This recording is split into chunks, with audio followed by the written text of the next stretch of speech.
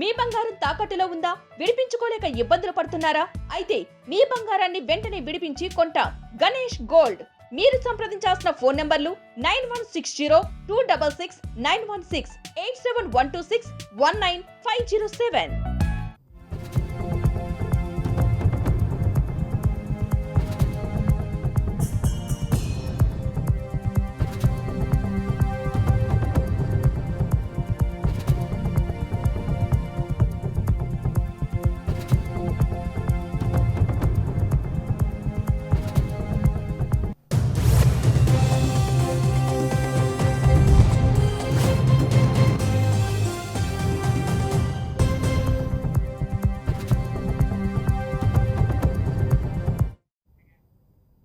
Breaking news చూస్తున్నాం. శ్రీశైలం మండలం లింగాలగట్టు జలాశయంలో మత్స్యకారుల మధ్య ఘర్షణ వీడియో సోషల్ మీడియాలో వైరల్ అయింది. జలాశయం ముందు భాగంలో చేపలను పట్టే విషయంలో రెండు వర్గాల మధ్య వివాదం మొదలైంది. ఇది కాస్త దాడుల వరకు వెళ్ళింది.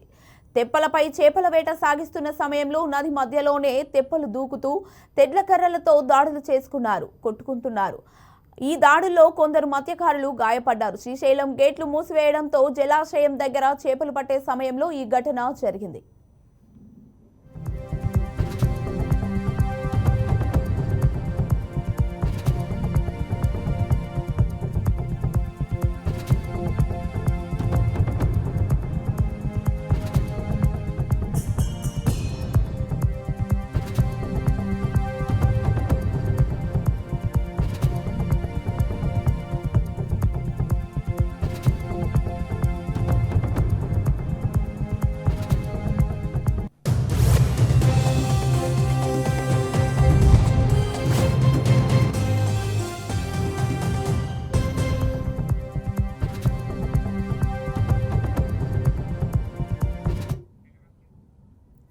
శ్రీశైలం డ్యాం గేట్లు ఎత్తడంతో పాటు కృష్ణా నదిపై 2 నెలలు చేపల వేటపై నిషేధం ఉంది. నిషేధం సమయంలోనే లింగాలగట్టు మత్స్యకారులు చేపల వేటకు వెళ్లడం, దాడులు చేసుకోవడంపై పోలీసులు సీరియస్ అయ్యారు. ఈ ఘటనపై సుండిపెంట సిఐ చంద్రబాబును వివరణ కోరగా వారంతా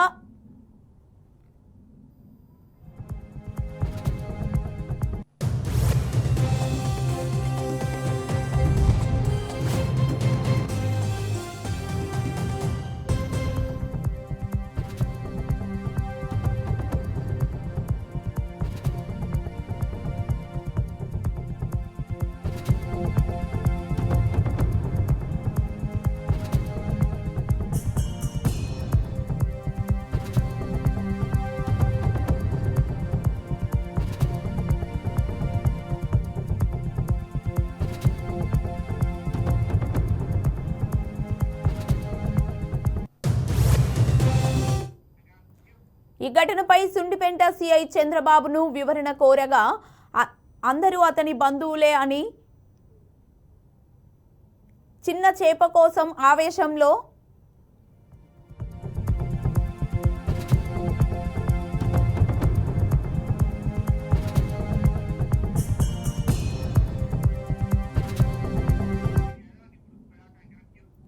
ఒకరినొకరు తిట్టుకోవడం జరిగిందని అందరినీ పిలిపించి బైండ్ ఓవర్ కేసు నమోదు చేస్తున్నట్లు స్పష్టం చేశారు.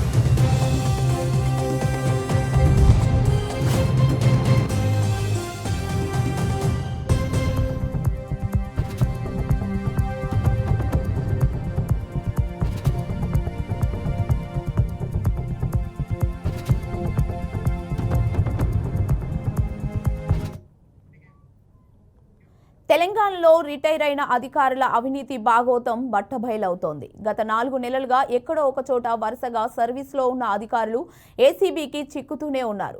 ఇక రిటైర్ అయిన అధికారులైతే లెక్కే లేదు. గతంలో అవినీతితో అక్రమంగా వేల కోట్లు సంపాదించి ఇప్పుడు ఎంజాయ్ చేస్తున్నారు. అలా దొరికిన వ్యక్తే నీటిపారుదల శాఖ మాజీ ఈఎన్సీ మురళీధర్ రావు.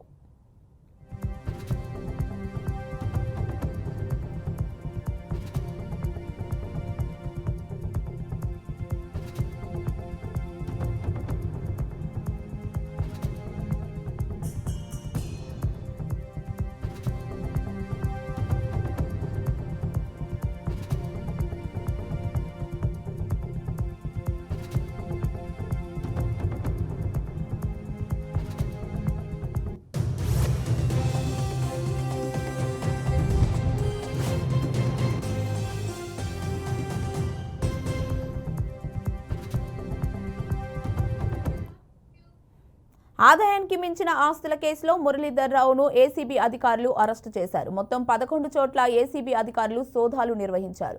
కొండాపూర్లో విల్లా, బంజారాయిల్స్, యూసఫ్గూడ, బేగంపేట, కోకాపేటలో ఫ్లాట్లను గుర్తించారు. హైదరాబాద్ శివారులో 11 ఎకరాలు, 4 ఇళ్ల స్థలాలు, మొక్కాలిలో మురళీధర్ రావుకు 6,500 గజాల భూమి, జహీరాబాద్లో సోలార్ పవర్ ప్రాజెక్టు ఉన్నట్లు మురళీధర్ రావు ఆస్తుల చిట్టాను ఏసీబీ అధికారులు గుర్తించారు.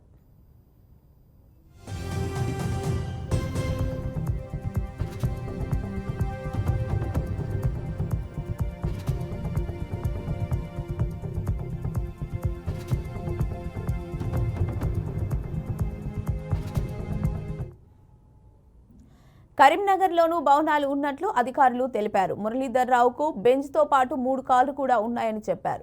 భారీగా బంగారు ఆభరణాలు, బ్యాంకు నిల్వలు కూడా ఉన్నట్లు గుర్తించారు. ₹1 కోటి చిట్స్, 60 లక్షల రూపాయల బ్యాంక్ బ్యాలెన్స్ కలిగి ఉన్నారు. ఒక్క కరీంనగర్లోనే 7 ఖరీదైన ఓపెన్ ప్లాట్స్ వెలుగులోకి వచ్చాయి. గట్కేసర్లో 300 గజాల ఫ్లాట్, హయత్ నగర్లో 1201 గజాల ఫ్లాట్, హయత్ నగర్లో మరో చోట 1050 గజాల ఫ్లాట్, షాయంపేటలో 234 గుంటల భూమి, హనుమకొండలో 303 గజాల ఫ్లాట్, వరంగల్ దుగ్గెండిలో 4.2 ఎకరాల వ్యవసాయ భూమి ఉన్నట్లు ఏసీబీ గుర్తించింది.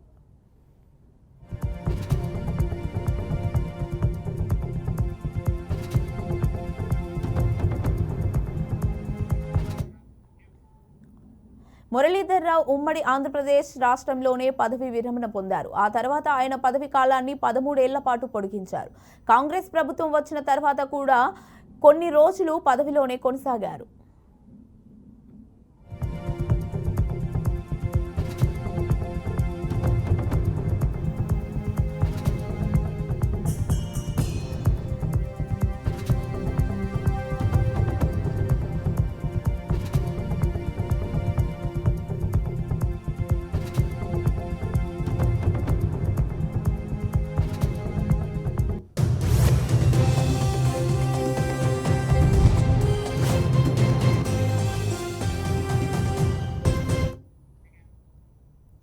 వికారాబాద్ జిల్లా సిద్ధలూరు రెవెన్యూ పరిధిలోని 222 ఎకరాల భూమిని హైదరాబాద్కు చెందిన రియల్ ఎస్టేట్ వ్యాపారులు తమను మోసం చేసి లాక్కున్నారని రైతులు ఆవేదన వ్యక్తం చేస్తున్నారు.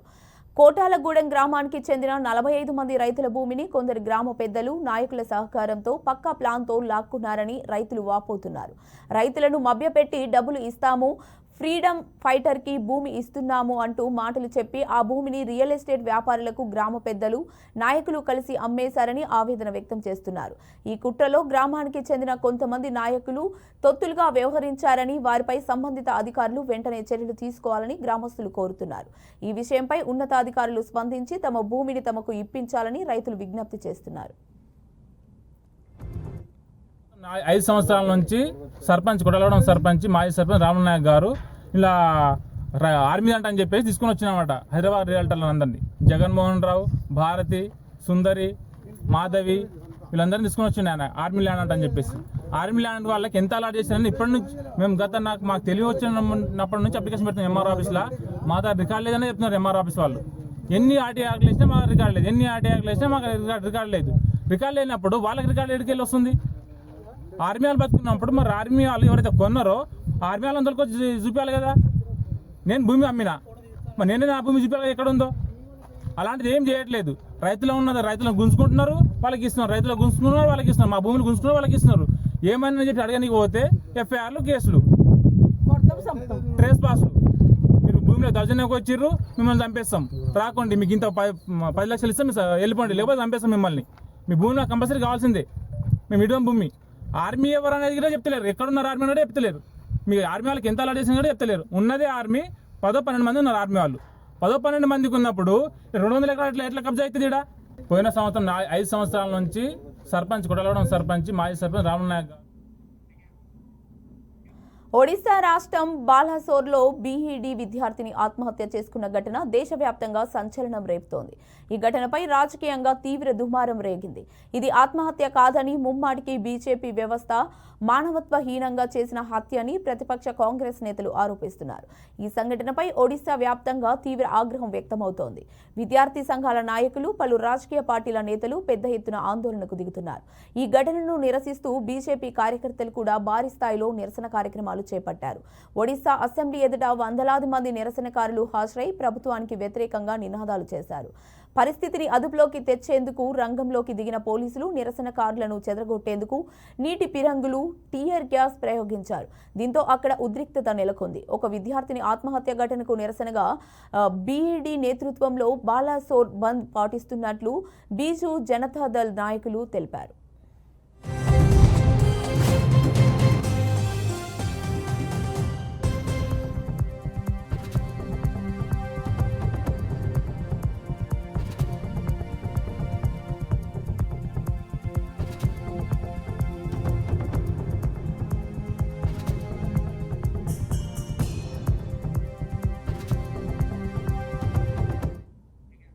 పల్నాడు జిల్లా కారంపొడి మోడల్ స్కూల్ వార్డెన్ను విధుల నుండి తొలగించారు. హాస్టల్ వార్డెన్గా పనిచేస్తున్న సౌరిబాయి విద్యార్థినుల పట్ల అసభ్యకరంగా ప్రవర్తిస్తున్నారని ఆరోపించారు. విద్యార్థినుల తల్లిదండ్రులు ఫిర్యాదు మేరకు విద్యాశాఖ అధికారి చంద్రకళ ఆదేశాలతో ఆయనను పదవి నుంచి తొలగించినట్లు ఎంఈఓ రవికుమార్ తెలిపారు. విద్యార్థుల పట్ల ఎవరైనా అసభ్యంగా ప్రవర్తిస్తే ఇలాంటి కఠినమైన చర్యలు తప్పవని ఎంఈఓ హెచ్చరించారు. ఇటువంటి వ్యవహారాలు కనిపిస్తే వెంటనే ఎంఈఓ ఆఫీస్కు సమాచారం ఇవ్వాలని తెలిపారు.